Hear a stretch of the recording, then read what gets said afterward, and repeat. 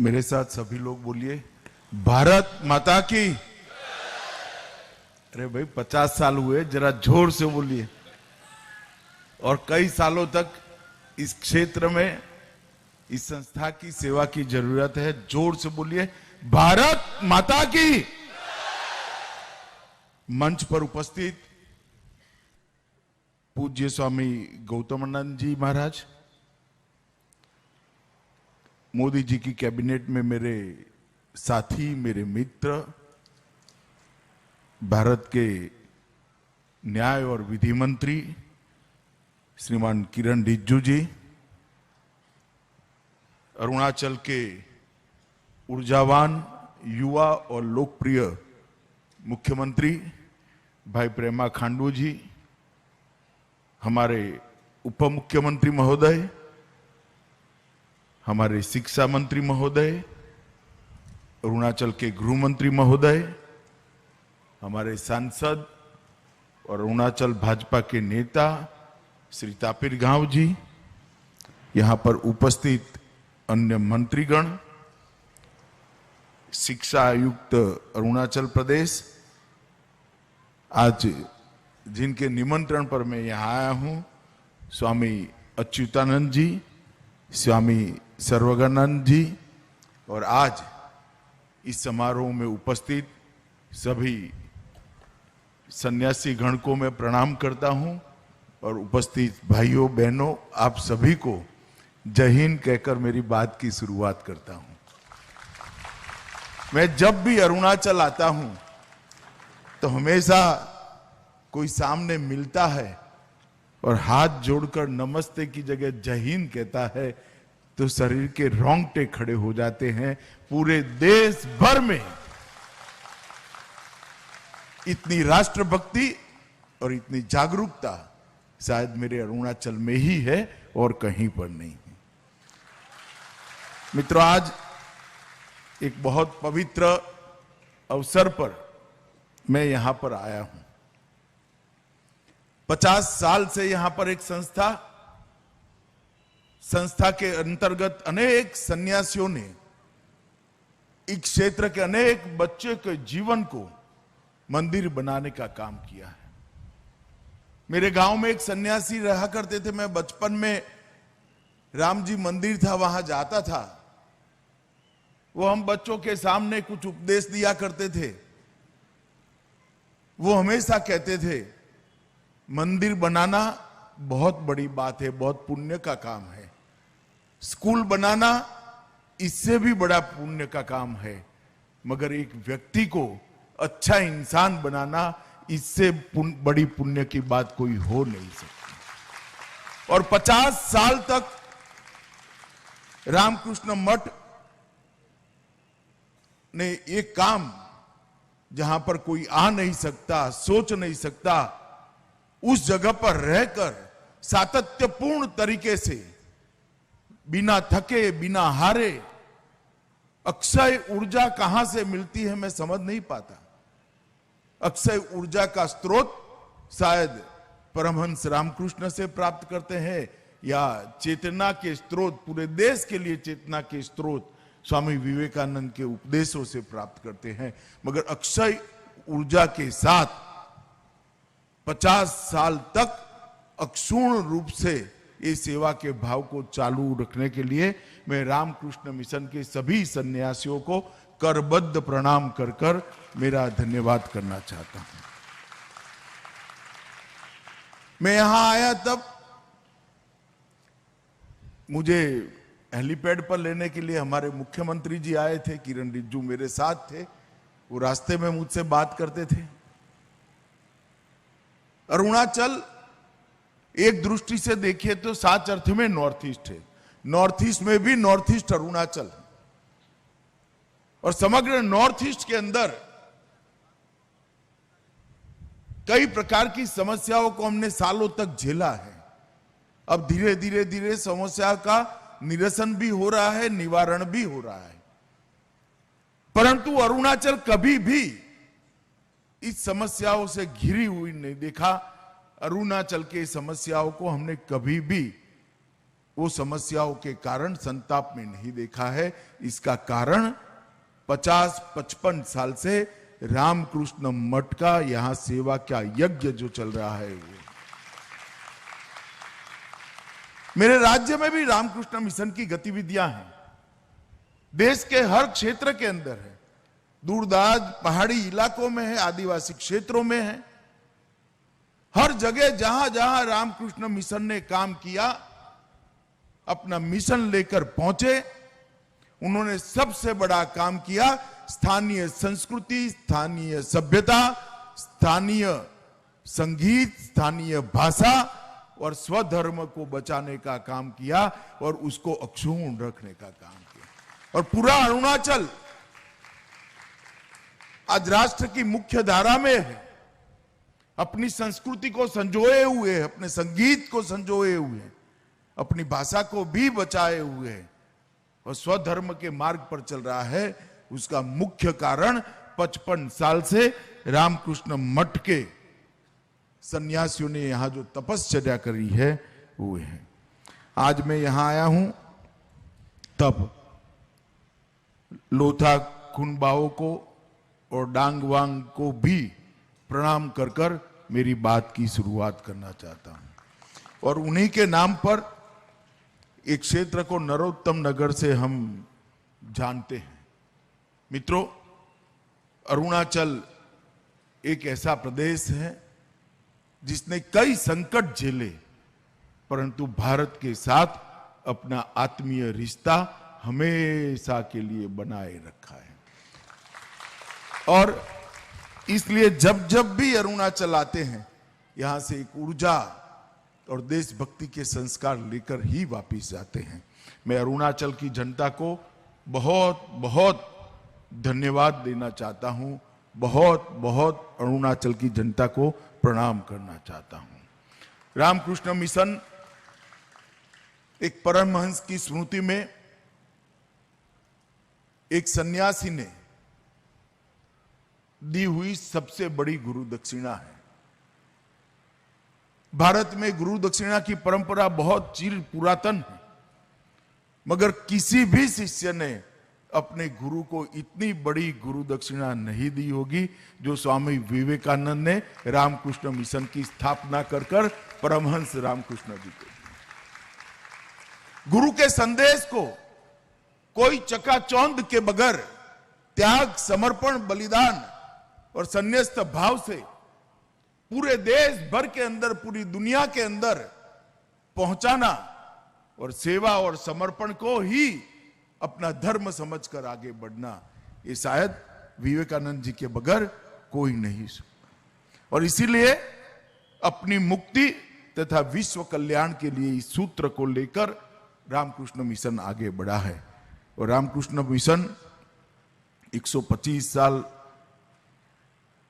लगभग होने के समय पर, जहां भारत की भूमि पर सबसे पहला सूर्य का किरण पड़ता है, वो हमारे अरुणाचल में इतने दूर सुदूर क्षेत्र के अंदर शिक्षा का, व्यक्ति निर्माण का, राष्ट्र भक्ति का और संस्कृति और सद्धर्म के बचाव का काम लेकर इतने सालों से काम कर रहे हैं। यहाँ बहुत सारे पूर्व विद्यार्थी हैं, अनेक लोगों ने देश के निर्माण में बड़ा योगदान दिया है, मगर उनको छोटे से बच्चे से अच्छा नागरिक बनाने की यात्रा ये रामकृष्ण मिशन के इस मठ के कारण, रामकृष्ण मिशन के ये मिशन के कारण आज हुई है।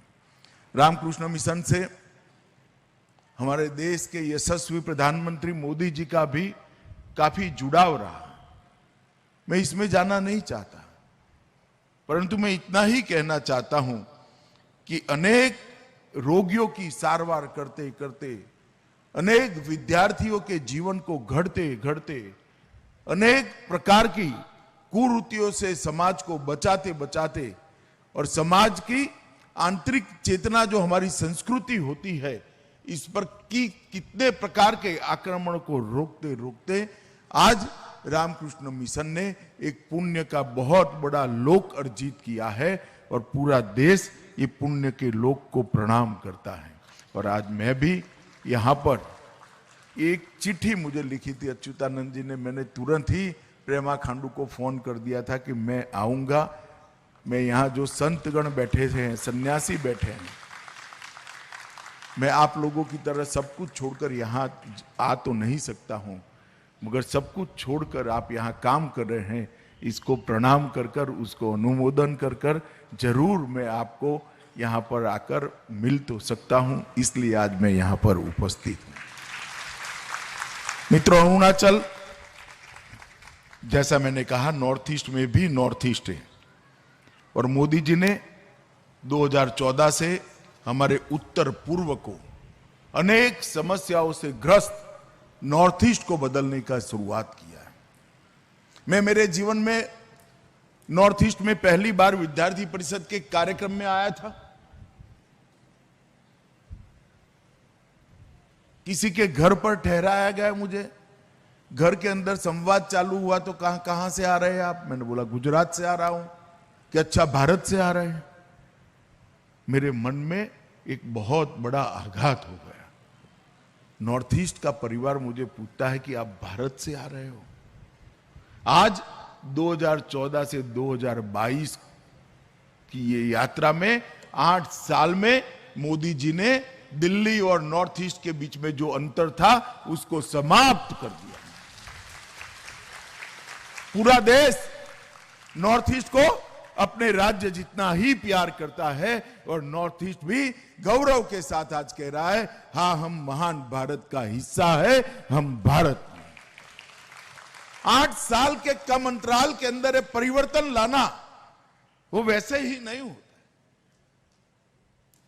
आजादी के 75 साल का ये वर्ष अमृत महोत्सव मना रहे हैं।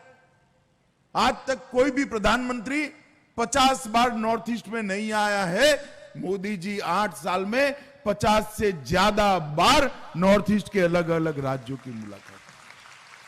आज तक किसी भी प्रधानमंत्री ने नई शिक्षा नीति के तहत, राष्ट्रीय शिक्षा नीति के तहत नॉर्थ ईस्ट की भाषाओं की चिंता नहीं की है। देश के प्रधानमंत्री नरेंद्र मोदी जी ने नॉर्थ ईस्ट की भाषाओं की चिंता की है, और नई शिक्षा नीति के तहत उनको प्राथमिक शिक्षा उस भाषा में देने की शुरुआत भी की है। प्रेमा खांडू जी भी अरुणाचल की भाषाओं को संभालने के लिए काफी काम करे। हर प्रकार से, चाहे मन से नॉर्थ ईस्ट के लोगों को भारत के बाकी हिस्से से जोड़ना हो, चाहे एयर कनेक्टिविटी से जोड़ना हो, चाहे रेल कनेक्टिविटी से जोड़ना हो, चाहे रोड कनेक्टिविटी से जोड़ना हो, हजारों लाखों करोड़ के इंफ्रास्ट्रक्चर के प्रोजेक्ट नॉर्थ ईस्ट के लिए देकर इस हिस्से को भारत के साथ एक आत्मीय लगाव खड़ा करने का काम देश के प्रधानमंत्री नरेंद्र मोदी जी ने किया है। मित्रों, मैं पहले पूरे नॉर्थ ईस्ट का दौरा पार्टी का अध्यक्ष था, भारतीय जनता पार्टी का, तब मैंने किया था। तब भी नॉर्थ ईस्ट को काफी अच्छे से जानने का प्रयास किया, और जब गृह मंत्री बना तो नॉर्थ ईस्ट मेरे डिपार्टमेंट के अंदर ही आ गया। अनेक प्रकार के अलग अलग समस्याएं जो खड़ी करेंगे, कोई समस्या ही नहीं थी, मगर खड़ी की गई समस्याओं को शयन तरीके से धीरे धीरे नरेंद्र मोदी सरकार ने धैर्य पूर्वक एक एक कर इसका समाधान ढूंढने का काम किया। आज मैं गर्व के साथ कह सकता हूं कि 8 साल के अंदर 9000 से ज्यादा युवा जो रास्ता भटक गए थे, हाथ में हथियार लेकर अपने ही देश के सामने युद्ध का ऐलान किए हुए थे, हथियार डालकर आज मुख्य धारा में सम्मिलित होकर भारत के विकास के लिए काम कर रहे हैं। हमारा मणिपुर बंद और ब्लॉकेड के कारण 365 में से 200 दिन गतिविधियां बंद रहती थी। वहां पर आज 5 साल हमारी सरकार को हो गए, 6ठा साल चल रहा है। 6 साल में ना एक भी बंद हुआ है, ना ब्लॉकेड हुआ है। बोडोलैंड की समस्या को इतने सालों के बाद सरलता से सुलझाने का काम देश के प्रधानमंत्री नरेंद्र मोदी जी ने किया। त्रिपुरा के हथियारी ग्रुपों को हथियार डलवाने का काम नरेंद्र मोदी जी की सरकार ने किया है। ब्रू शरणार्थियों की समस्या को स्थायी समाधान देने का काम नरेंद्र मोदी जी की सरकार ने किया है। कार्बी जिलों का शांतिपूर्ण समाधान अभी अभी गृह मंत्रालय में मेरी उपस्थिति में इसका समाधान ढूंढ लिया गया। सालों से मेघालय और अरुणाचल की, मेघालय और असम की सीमाओं के बीच में जो समस्या थी उसका भी 60% से ज्यादा डिस्प्यूट एरिया को आज शांति के साथ सुलझा दिया गया है। और मुझे आशा है अरुणाचल और असम की सीमाओं की समस्या भी 2023 के पहले पहले इसका भी हमेशा के लिए हम समाधान ढूंढेंगे। पूरे उत्तर पूर्व को, पूरे नॉर्थ ईस्ट को विवादों से मुक्त बनाने का काम देश के नेता नरेंद्र मोदी जी ने किया है। भारत सरकार के गृह मंत्रालय ने 3 हिस्सों में नॉर्थ ईस्ट के विकास का एजेंडा तय किया है। 75 साल से जब तक मोदी जी की सरकार आई तब तक स्ट्रक्चर तरीके से पूरे नॉर्थ ईस्ट के विकास का खाका किसी ने नहीं खींचा, हमने खींचा है वो खाका। सबसे पहला हमारा उद्देश्य है बोलियां, भाषाएं, नृत्य, संगीत और खान पान की परंपरा को न केवल बचाना, उसको समृद्ध कर कर पूरे देश भर में उसको गौरव दिलाने का काम ये भारतीय जनता पार्टी की नरेंद्र मोदी सरकार। दूसरा काम, सारे विवादों को समाप्त कर कर नॉर्थ ईस्ट के युवाओं को एक ऐसा प्लेटफॉर्म देना जिस प्लेटफॉर्म पर, जिस मंच पर खड़ा रहकर विश्व के युवाओं के साथ मेरे नॉर्थ ईस्ट का युवा स्पर्धा कर पाए। इस प्रकार का विवाद मुक्त, शांति युक्त, उग्रवाद मुक्त, हथियार मुक्त नॉर्थ ईस्ट की रचना करना ये हमारा लक्ष्य है। और तीसरा हमारा लक्ष्य है कि उत्तर पूर्व के सभी राज्यों को, 8 राज्यों को देश के सबसे विकसित राज्यों की सूची में सबसे ऊपर ले जाने का लक्ष्य रखकर आगे बढ़ना। ये तीनों काम, ये तीनों पहलू पर भारत सरकार का गृह मंत्रालय विचार कर रहे हैं। मित्रों, मोदी जी ने आजादी के 75वें साल में नई शिक्षा नीति, हमारी राष्ट्रीय शिक्षा नीति को घोषित किया है। भारतीय जीवन मूल्यों के आधार पर शिक्षा पद्धति कैसी हो,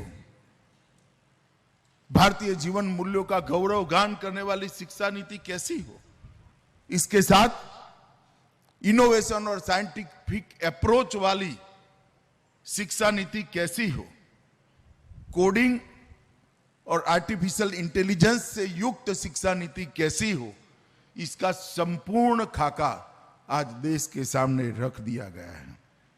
और मित्रों, विवेकानंद जी ने एक वाक्य कहा था, शिक्षा मनुष्य में से पहले से विद्यमान उत्कृष्ट तक की अभिव्यक्ति का रास्ता है। ईश्वर ने हमारे अंदर अनेक प्रकार की शक्तियां रखी हुई है। वो शक्तियों को बाहर लाना, इस शक्तियों को एक रास्ता दिखाना और वो शक्तियों को बाहर लाकर मनुष्य को उत्कृष्ट जगह पे पहुंचाना, वो शिक्षा का उद्देश्य हो। और मैं धड़ल्ले से, विश्वास से कह सकता हूं, नरेंद्र मोदी जी जो शिक्षा नीति लाए हैं वो विवेकानंद जी के बताए हुए शिक्षा की व्याख्या के अनुरूप शिक्षा नीति है। विवेकानंद जी ने कहा था, शिक्षा आम जन को, शिक्षा व्यक्ति को जीवन के संघर्ष के लिए सामर्थ्यवान नहीं बनाती है तो वो शिक्षा नहीं है। शिक्षा अगर चरित्र निर्माण नहीं करती है तो वो शिक्षा नहीं है। परोपकार का भाव अगर शिक्षा के बाद नहीं आता है तो वो शिक्षा नहीं है। सिंह जैसा साहस शिक्षित व्यक्ति में निर्मित नहीं होता है तो वो शिक्षा नहीं है। और ऐसी शिक्षा जो ये चारों चीजों को नहीं करती है वो शिक्षित कहलाने के योग्य नहीं है। शिक्षा मनुष्य को अपने पैरों पर खड़ा होने के लायक बनाए, उसी का नाम शिक्षा है। और ये नई शिक्षा नीति जो हमारी आई है 2020 की, मैं आप सभी को आश्वस्त करना चाहता हूं, इसका अगर आप तय से अभ्यास करेंगे तो ये नई शिक्षा नीति विवेकानंद की बताई हुई सभी व्याख्याओं की पूर्तता के लिए हम काम कर सकते हैं। मित्र, 21वीं सदी ज्ञान की सदी है। भारत के युवाओं को 21वीं सदी के विश्व के अनुरूप बनाना, विश्व के युवाओं की स्पर्धा में भारत का युवा उन्नत मस्तक के साथ खड़ा रहे, इनसे स्पर्धा करे और विजयी होकर आए, इस प्रकार के युवा बनाना इस शिक्षा नीति का हमारा उद्देश्य है। मित्रों, आज थोड़ा देरी से आने के लिए मैं एक क्षमा प्रार्थी हूँ।